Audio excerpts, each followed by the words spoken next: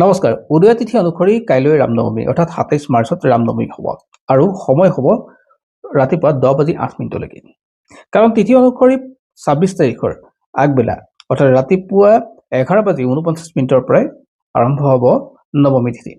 কিন্তু উদয় তিথিৰ ওপৰত যদি ভিত্তি কৰি চোৱা হয় তেনেহ'লে ২৭ তাৰিখে ইয়াক উদযাপন কৰা হয় আৰু সেয়েহে এই দিনটো আপুনি ভগৱান ৰামৰ নাম ল'ব, হনুমানজীৰ নাম ল'ব আৰু আপুনি এটা সৰু কাম কৰিলে যিটোৱে আপোনাৰ ঘৰখনক পজিটিভ দিব। ঘৰৰ যি ঋণাত্মক শক্তি আছে সেই ঋণাত্মক শক্তি দূৰ কৰিব। কোনোবাই যদি কিবা তন্ত্ৰ মন্ত্ৰ ক্ৰিয়া কৰি আছে সেয়াও দূৰ হ'ব আৰু সমান্তৰালকৈ আপোনাৰ টকা পইচা সা সম্পত্তি বাঢ়িব।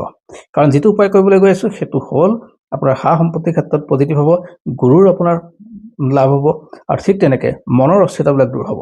কাৰণ আপুনি এটা তামৰ পাত্ৰ ল'ব আৰু পাত্ৰটোত পানী আৰু হালধি মিক্স কৰি ল'ব। পানী হ'ল চন্দ্ৰৰ লগত জড়িত আৰু হালধি হ'ল বৃহস্পতিৰ লগত জড়িত। এই হালধি আৰু পানী যেতিয়া মিক্স হয় তেতিয়া গজকেশৰী যোগ বুলি কোৱা হয়, কাৰণ বৃহস্পতি আৰু চন্দ্ৰৰ গজকেশৰী যোগ হয় আৰু এই যোগৰ ফলত আপোনাৰ ক্ষেত্ৰত পজিটিভ আহিব। গতিকে যেতিয়া মিক্স কৰিব ৰামৰ নাম ল'ব আৰু আপুনি গোটেই ঘৰটোতে আপুনি ছটিয়াই দিব, অৰ্থাৎ আপোনাৰ ঘৰৰ প্ৰত্যেকটো ৰুমতে ছটিয়াবলৈ যত্ন কৰিব।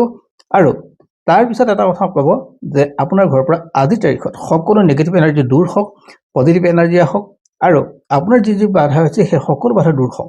এই কথাষাৰ আপুনি কৈ পেলাই এই কাৰ্য সমাপ্ত কৰিব আৰু লগতে এটা ঘিউ চাকি জ্বলাবলৈ নাপাহৰিব। ধন্যবাদ। আৰু ঘিউ চাকিটো ক'ত জ্বলাব? উত্তৰ পূব কোণত জ্বলাব। ধন্যবাদ।